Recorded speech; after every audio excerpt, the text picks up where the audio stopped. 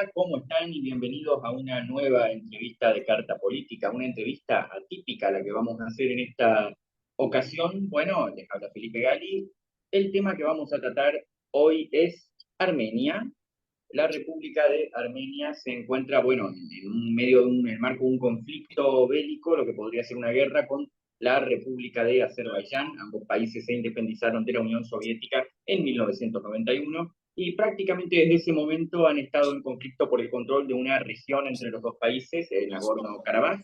Ayer Azerbaiyán atacó a la República de Artsaj, es un territorio separatista que se encuentra en esa región, reconocido como parte de Azerbaiyán, pero mayoritariamente armenio.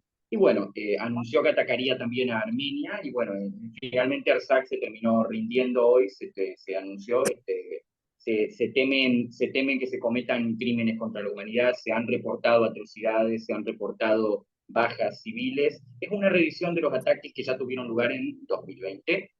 Bueno, Armenia es una democracia gobernada por su actual primer ministro, Nikol Pashinyan, desde una revolución en 2018 que derrocó al régimen anterior que tenían en ese lugar, mientras que Azerbaiyán hace 20 años que es regida por el dictador Ilham Aliyev. Sin embargo, no vamos a ver las mismas reacciones que tuvieron lugar en Ucrania cuando Rusia la invadió en 2022. No vamos a ver grandes noticias criticando las violaciones a los derechos humanos bajo el régimen de Aliyev, y esto es porque el régimen de Azerbaiyán responde a Occidente. Lamentablemente estamos ante un caso de hipocresía en política exterior. Pero bueno, para hablar sobre lo que está pasando en Armenia y para ver más de cerca los sucesos ahora, parece que se están dando una serie de protestas, una concentración en frente de la sede del gobierno armenio en la capital, en Yerevan. Nos acompaña Fethi Arslanyan, ella es periodista argentino-armenia, y bueno, nos está reportando desde el país donde se centra toda esta situación. ¿Cómo te encontrás, Betty? Bienvenida a Carta Política y gracias por esta participación.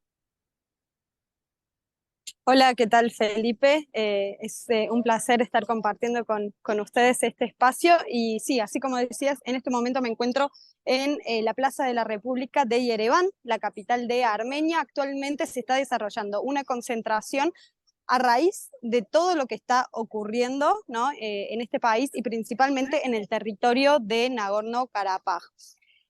Para comprender lo que ocurre, debemos remontarnos mínimo a 3 años atrás, ¿no? Cuando bueno, se desencadenó la última guerra de Nagorno-Karabaj a partir del 27 de septiembre del 2020. Y si vamos un poco más allá y comprendemos el origen de este conflicto, debemos también remontarnos eh, a la era soviética, cuando Stalin decide ceder arbitrariamente este territorio habitado por armenios a Azerbaiyán. Y a partir de ahí, Nagorno-Karabaj tendría la categoría de una región autónoma dentro de Azerbaiyán.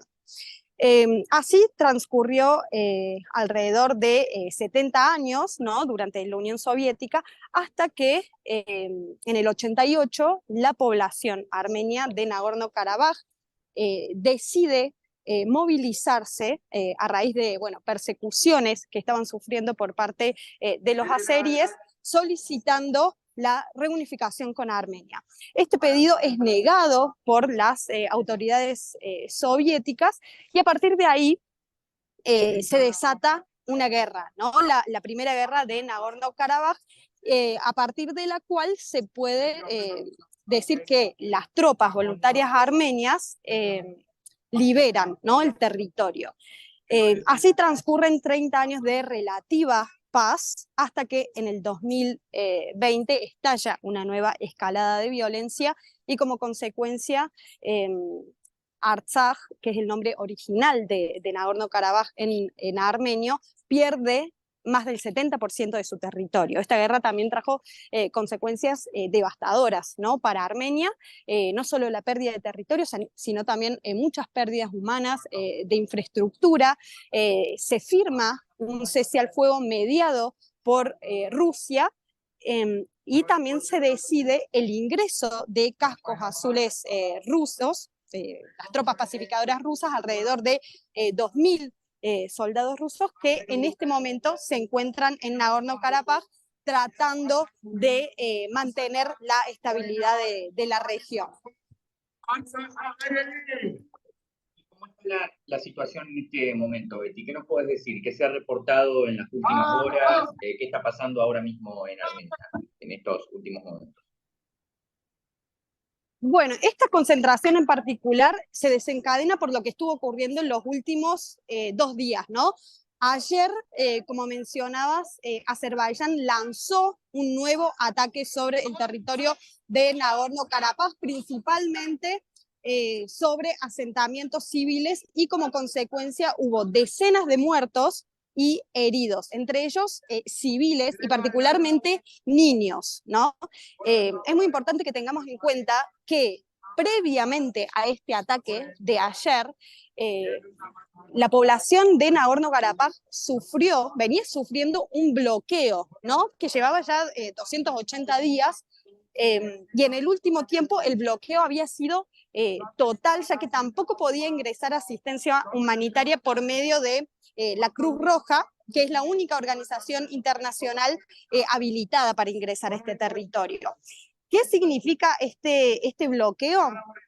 Azerbaiyán lo que hizo fue cortar el corredor de Persor-Lachin. Este corredor es la única vía que conecta Nagorno-Karabaj con Armenia, y eso quiere decir que la población de Nagorno-Karabaj tiene la única salida al mundo a través de este corredor, o sea, a través de Armenia. Azerbaiyán cortó este corredor, ya que considera que Nagorno-Karabaj forma parte de su territorio y de su integridad territorial, más allá de que esté poblada por armenios, y hace casi 300 días que la población está pasando hambre, no hay medicamentos, no hay electricidad, no hay tampoco gas, porque Azerbaiyán tiene ¿no? las fuentes de estos servicios, sea el origen de los gasoductos o controla la zona por la que pasa la electricidad desde Armenia a Nagorno-Karabaj. O sea, la situación era terrible ya desde antes de ayer, cuando comenzaron los ataques. Muy interesante, Betty, gracias por este resumen. Y ya que hablamos de gas, ya que mencionas esa cuestión, yo creo que podríamos hablar un poquito sobre por qué Occidente no está reaccionando con Azerbaiyán de la misma forma que lo ha hecho con Rusia. ¿Qué intereses juegan acá para vos? ¿Qué crees que pueda pasar? Además, ¿crees que se pueda dar una reacción al final? ¿Qué puede ocurrir? Sí, en realidad, más allá de que el gobierno actual de Armenia comenzó a abrirse, a abrir vínculos un poco más cercanos con Occidente, como Estados Unidos y la Unión Europea, hay una cuestión que no es un secreto, que a partir de la guerra de Ucrania, como sanción a Rusia, Azerbaiyán es quien provee el gas a la Unión Europea, ¿no? Entonces, bueno, hay un juego de intereses detrás de este conflicto también. La cuestión es que en este momento, a partir de los últimos ataques e incluso a partir del bloqueo, distintos líderes de estados del mundo, principalmente de la Unión Europea, como por ejemplo el presidente de Francia o el presidente del Consejo Europeo, hicieron declaraciones condenando a Azerbaiyán y exigiéndole que ponga fin a este bloqueo humanitario. Sin embargo, a nivel de acciones y sanciones más estrictas y concretas, no hubo nada, y es por eso que se llegó a esta situación. Bueno, y ya que hablamos de, bueno, de la concentración que está teniendo lugar ahí, yo recuerdo, incluso lo recuerdo personalmente, yo ya estaba haciendo algunas coberturas menores en esa época, cuando fueron los choques sí, de los últimos choques antes de que se diera este choque actual, entre Armenia y Azerbaiyán, que cuando Armenia sufrió esa derrota bélica, hubo una gran revuelta política dentro de Armenia, hubo protestas contra el gobierno de Pashinyan, se resultó en un adelanto electoral incluso, a pesar de que Pashinyan prevaleció. Es horrible hacer estos cálculos tan fríos, pero bueno, desde la ciencia política, desde el periodismo, a veces es necesario hacerlos. ¿Qué consecuencias crees que pueda tener esto a nivel político? ¿Hay algún desenlace a la vista? Yo sé que es muy pronto, pero bueno, ¿cómo se ve el ambiente? ¿Se ve tenso en Armenia? Sí, así como planteabas, este tipo de concentraciones viene ocurriendo desde los finales de la guerra del 2020, ¿no? Principalmente a partir del 9 de noviembre del 2020, cuando se firma este polémico acuerdo mediado por Rusia, en el cual Armenia sale perdiendo, ¿no? Con muchísima desventaja.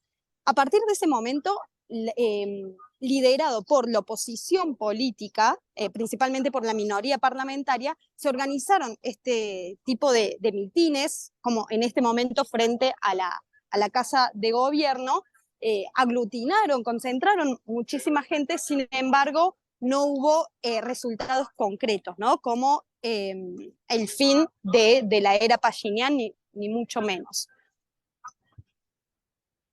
Pero bueno, vamos a ver qué ocurre eventualmente. Por lo pronto, muchas gracias, Betty, por esta cobertura, por acercarte a comentarnos esta situación. Un gran abrazo al pueblo armenio en estos momentos que está pasando. Un gran abrazo a los residentes de Artsakh.